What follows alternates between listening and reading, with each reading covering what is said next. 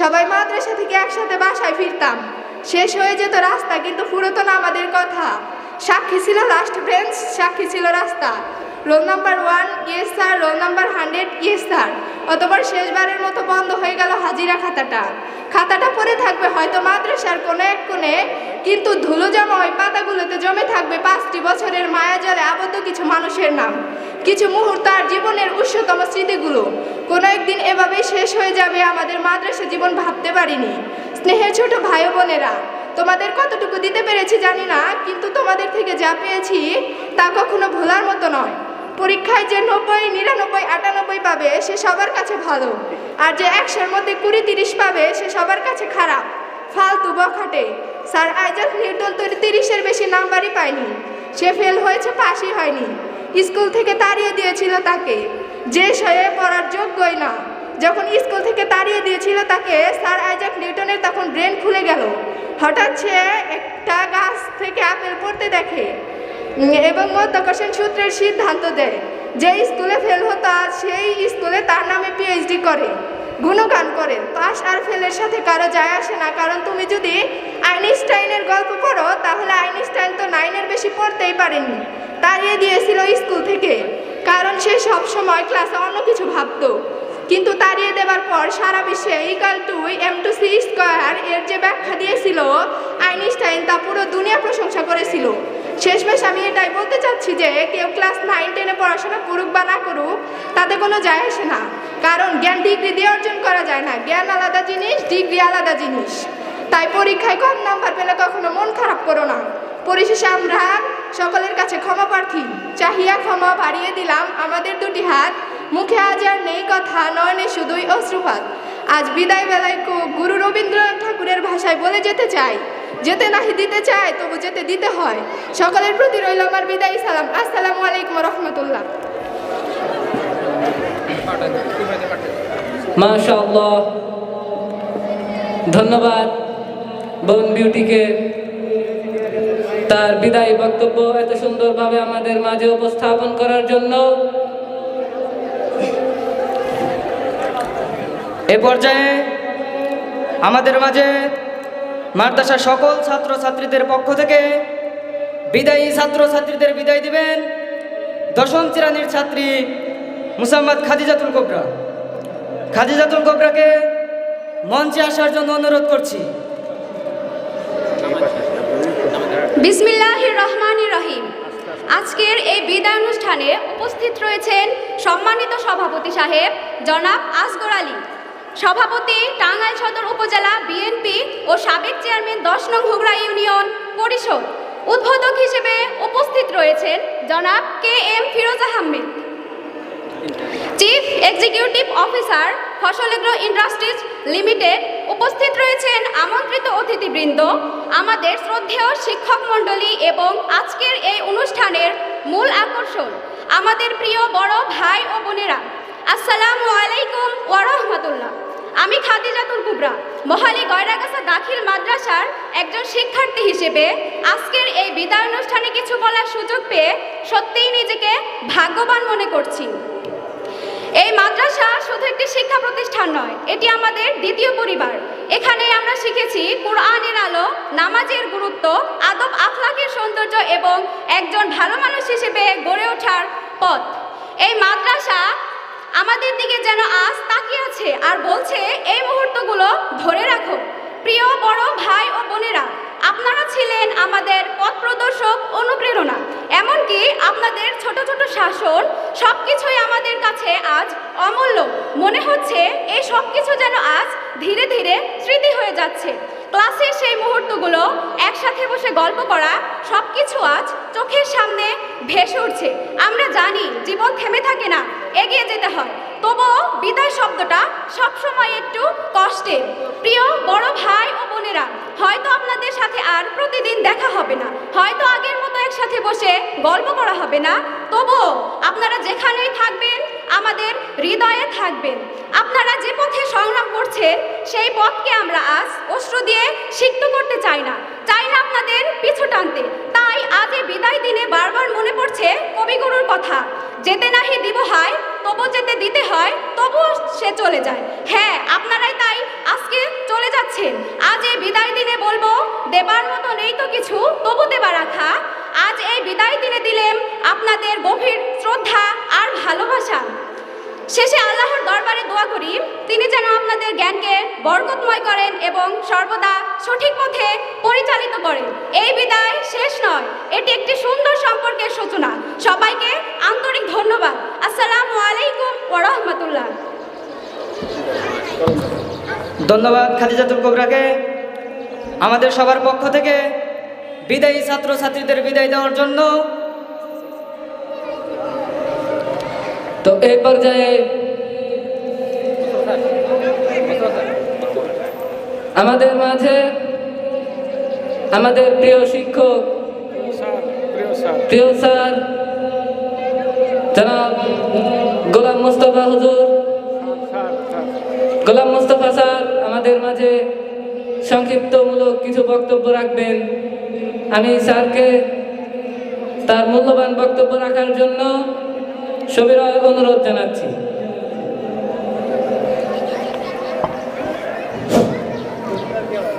বিসমিল্লাহির রহমানির রহিম। মঞ্চে উপস্থিত আমার বাবা জনাব আলহাজ মোহাম্মদ কদম আলী সাহেব, আমার সমবয়সী অত্র মাদ্রাসার সভাপতি প্রাক্তন চেয়ারম্যান জনাব আলী আসগর সাহেব, আমার কাকা খন্দকার AKM আব্দুল লতিফ সাহেব, আমার কাকা ব্যাংকার আব্দুল সালাম সাহেব, আমার কাকা ব্যাংকার আব্দুর রফিক সাহেব এবং আমার অত্র প্রতিষ্ঠানের শিক্ষক মণ্ডলী, ছাত্রছাত্রী, আসসালামু আলাইকুম। আমি প্রায় 36 বছর যাবৎ এখানে শিক্ষকতা করে আসছি। যতটুকু সম্ভব চেষ্টা করেছি ভালো করার জন্য। ছাত্রছাত্রীদের প্রতি আমার অনুরোধ, তোমাদেরকে ধমক দিয়েছি, মারপিট করেছি তোমাদের ভালোর জন্যই। তোমরা এতে কিছু মনে করো না, আমি বিশেষ কিছু বলবো না। তোমরা শিক্ষকদের এবং মুরব্বীদের সম্মান করবে, এইটুকু বলে আমার বক্তব্য শেষ করছি। আসসালামু আলাইকুম।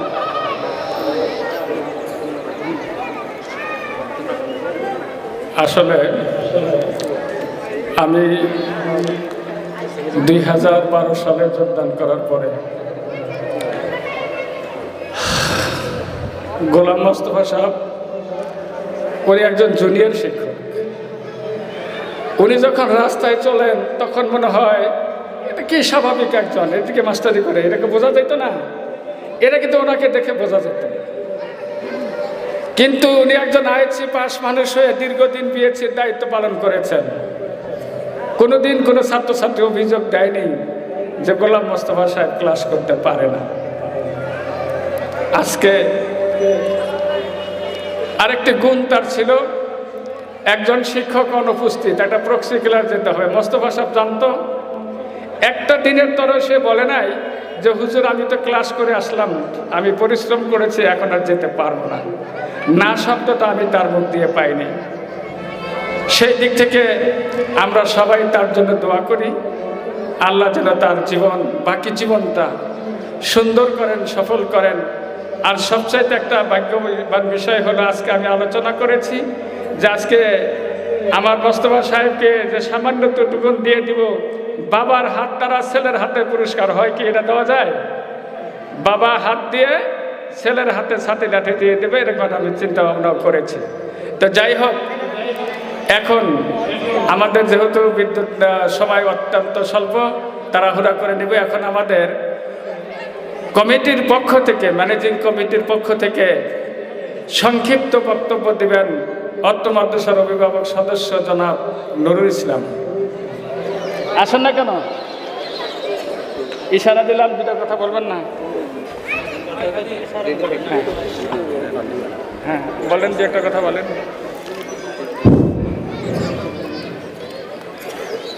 বিসমিল্লাহির রহমানির রহিম। আজকে 2026 আয়োজিত গয়রাগাছা দাখিল মাদ্রাসার বিদায়ী অনুষ্ঠানের সম্মানিত সভাপতি, মঞ্চে উপস্থিত আছেন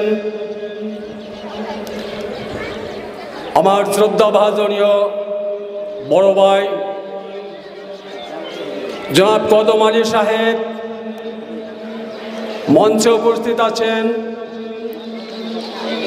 আমাদের এই স্নেহস্পদ খন্দকার ফিরোজ আহমেদ, আমার শ্রদ্ধেয় বড় ভাই জনাব খন্দকার মোহাম্মদ আব্দুল লতিফ, এখানে আছে আরও আমার অনেকে রয়ে গেছে আর কি। আমি সবাইকে আমার আন্তরিক সালাম জানিয়ে আমি সংক্ষিপ্ত আকারে দু চারটি কথা বলবো। আসসালামু আলাইকুম। আমি প্রত্যেকটা ছাত্রছাত্রীর উদ্দেশ্যে প্রথমে একটি কথা বলবো। আমাদের এই গয়রাগাছা দাখিলি মাদ্রাসার একটা সুযোগ্য সুপার এবং আমাদের সুযোগ্য একটি সভাপতি নিযুক্ত হয়েছে। তার সাথে আমাদের আর একটু গৌরব, সেটা হলো বিদ্যুৎসাহী সদস্য জনাব ফিরোজ খন্দকার সাহেব। আমরা তাদের সান্নিধ্যে আমাদের এই গয়রাগাছা দাখিল মাদ্রাসাকে সুন্দররূপে শিক্ষাদান করতে সক্ষম হয়েছি। আমরা কমিটি বৃন্দ যারা আছি, ইনশাল্লাহ আগামীতেও প্রত্যেকটা শিক্ষকের প্রতি আমার অনুরোধ থাকবে, যেটুকু বাকি আছে আপনারা প্রত্যেকটা দিক দিয়ে লক্ষ্য করে এই ছাত্রছাত্রীদেরকে আদর্শ শিক্ষায় শিক্ষিত করে তুলবেন। আর আজকে সংক্ষিপ্তভাবে আরেকটি কথা বলছি। আমাদের স্নেহের শিক্ষক, জড়িয়ার শিক্ষক জনাব গোলাম মোস্তফা সাহেব, তার বিদায় উপলক্ষে তাকে আমি আমার আন্তরিক স্নেহ জানিয়ে আমি তাকে দোয়া করছি। এই বলে আমি আমার সংক্ষিপ্ত বক্তব্য শেষ করছি। খুদা হাফেজ। বাংলাদেশ জিন্দাবাদ। বাংলাদেশ জাতীয়তাবাদী দল জিন্দাবাদ, জিন্দাবাদ। এ পর্যায়ে সংক্ষিপ্ত আলোচনা করবেন যিনি আমাদেরকে এই অনুষ্ঠান আসলেই সবাইকে স্মরণ করে দেন গয়রাগাছা মাদ্রাসার অনুষ্ঠান, এবং অত্যন্ত মনোপ্রাণে আমাদেরকে সহযোগিতা করেন জনাব খন্দকার আব্দুল লতিফ। জনাব খন্দকার আব্দুল লতিফ সাহেবকে দুটি কথা বলার জন্য অনুরোধ করছে। মাইক ওই দিকে আছে, এই মোহাম্মদ আলী মাইকটা দিয়ে দাও।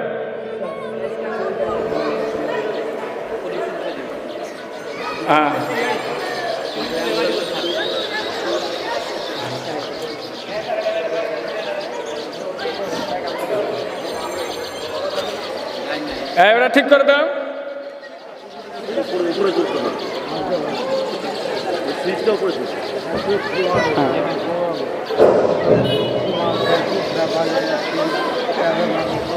বিসমিল্লাহির রহমানির রহিম। ওই পেল করেন। আজকে গয়রাগাছা মহাজি মাদ্রাসা বিদায়ী অনুষ্ঠান এবং ওই যে ছাত্রীরা ওইদিকে গেছে, সব জানতো, শিক্ষকের বিদায় ওইদিকে বসায় দেন, ওঠা বসা করে শিক্ষকদেরকে বলেন। অনুষ্ঠানের সম্মানিত সভাপতি, উদ্বোধক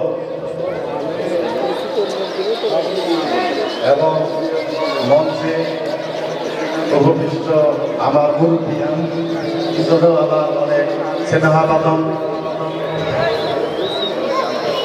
সামনে উপস্থিত ছাত্রছাত্রীবৃন্দ, শিক্ষকবৃন্দ, আসসালামু আলাইকুম ওয়া রাহমাতুল্লাহি ওয়া বারাকাতুহু।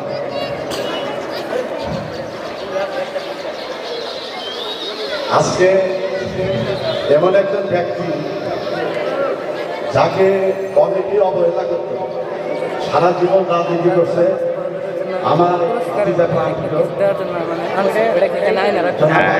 আয়না রাখো, ছাত্ররা যারা চাইনা রাখবা, কত মানুষ ওরা পরে দিবে, আমাদের সাথে ওই পাশে জায়গায় গেছে, অনেক করছে, কিন্তু সে নির্যাতিত হয়েছে। এই দল করতে করতে যায়, বিএনপি দল করতে যায়, সে এত নির্যাতিত হয়েছে, জেল খাটছে, তারপরেও সে তার নীতিতে অটল ছিল। কিন্তু তার প্রতিফলন আজকে আমরা দেখতে পাচ্ছি।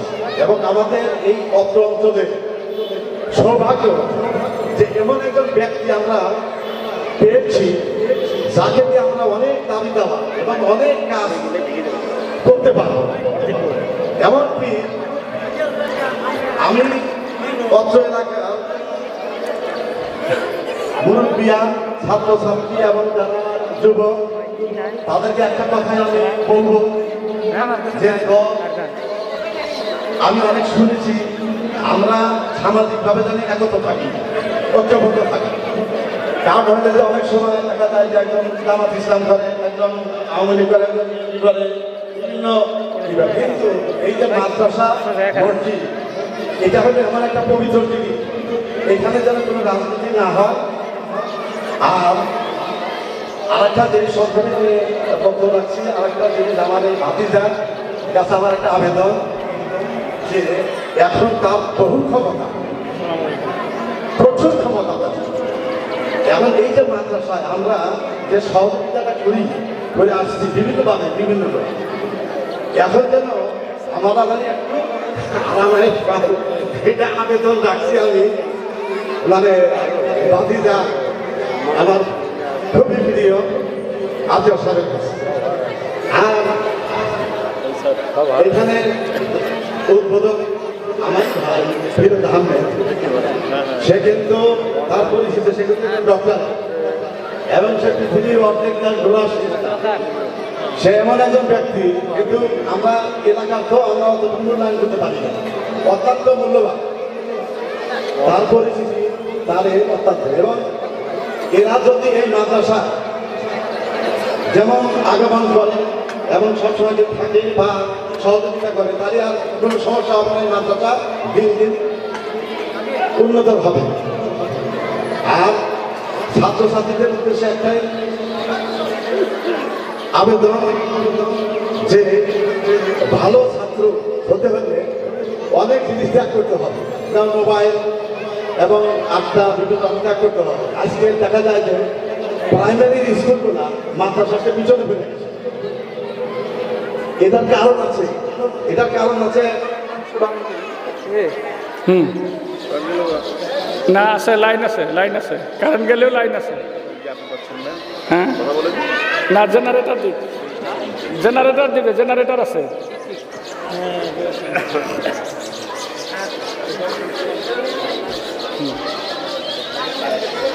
জেনারেটর দেবে। এখন কিন্তু আপনার পালা যান কোনে? হ্যাঁ, এখান থেকে ভিতরে যান। এই দুইটা কথা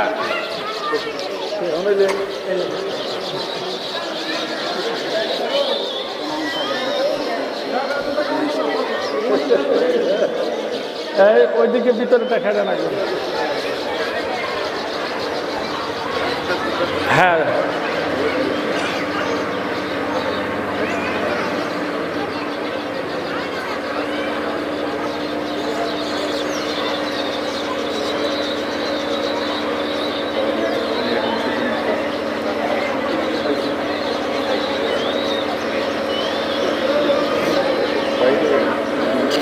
ওরা আসতেছে।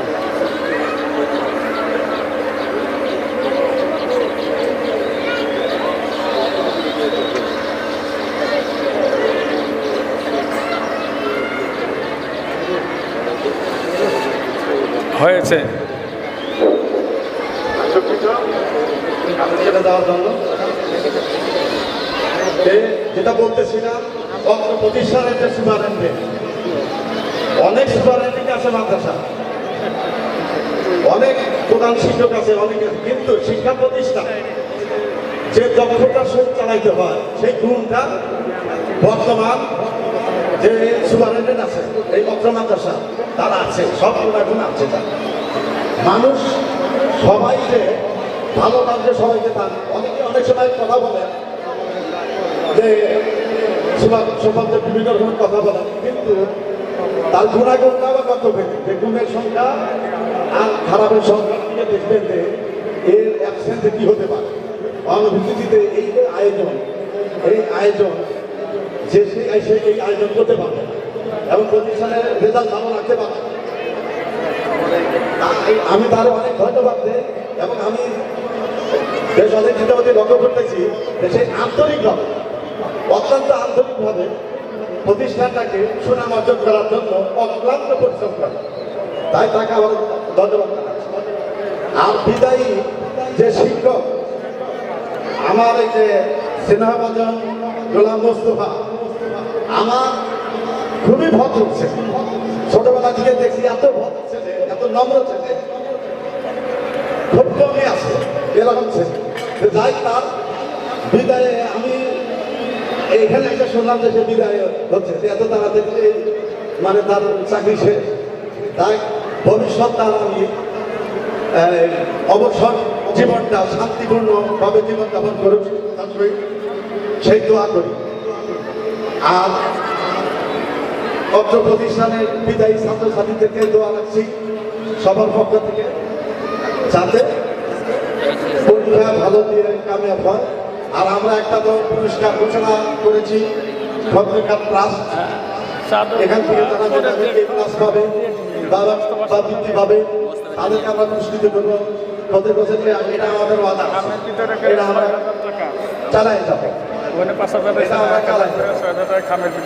আরেকটা জিনিস বলি যে মাদ্রাসা মসজিদে রাজনীতি না হয়, আর যে পার্টি করি না কেন আমরা সামাজিকভাবে ঐক্যবদ্ধ, এই মনোবাসনা এই মনোবৃত্তি থাকতে হবে, তবে তবে সব কিছুই উন্নতির দিকে নেওয়া যাবে।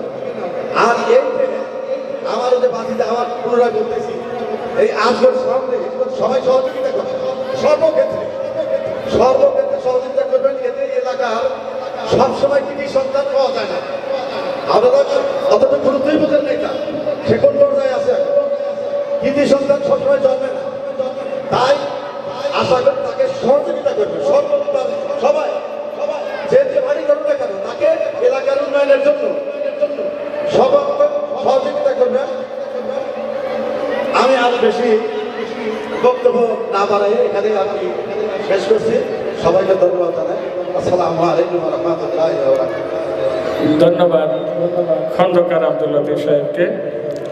এ পর্যায়ে সংক্ষিপ্ত কথা বলবেন যিনি মুরব্বী হিসাবে এখন আমি যাকে পাশে পাই, টাঙ্গাইল থেকে আসলেও জোহরের নামাজ পড়তে এসে আমার পাশে বসে একটু কথা বলবেন, সুপার সাহেব আপনার প্রতিষ্ঠান কেমন চলেছে।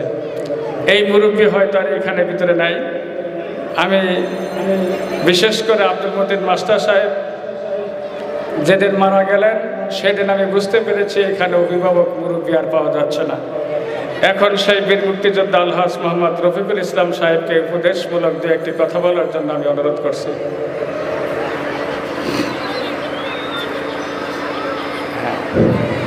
আসসালামু আলাইকুম ওয়া রাহমাতুল্লাহি ওয়া বারাকাতুহু।